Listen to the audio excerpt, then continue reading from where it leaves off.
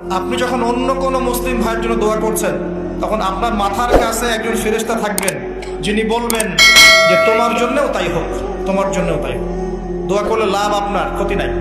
আর দোয়া করার উপযুক্ত সময়গুলো খুঁজে খুঁজে বের করবেন। যেমন রোজা রাখা অবস্থায় দোয়া করলে দোয়া কবুল হয়। দুই একামতের মাঝখানে, মানে আজান এবং একামত এর মাঝখানে দোয়া করলে দোয়া কবুল হয়। নামাজের, ফরজ নামাজের পরে দোয়া করলে দোয়া কবুল হয়।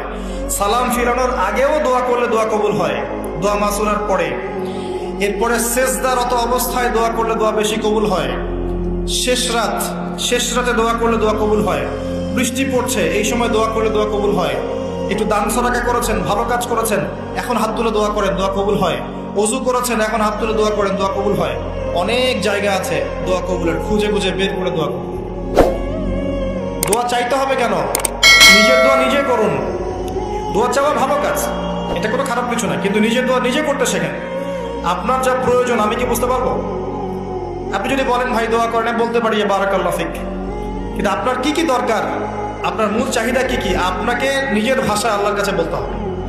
যদি আপনি কোনো মতে আরবিও না জানেন, আরবির কিছুই জানেন না, আমি বলবো আপনি প্রয়োজনে বাংলাতেই আল্লাহর কাছে দোয়া করেন। আল্লাহ পাক সব ভাষা বুঝবেন ইনশাআল্লাহ। আল্লাহ পাক কি সব ভাষা বুঝবেন না? ইনশাআল্লাহ। বেশি বেশি দোয়া করবেন।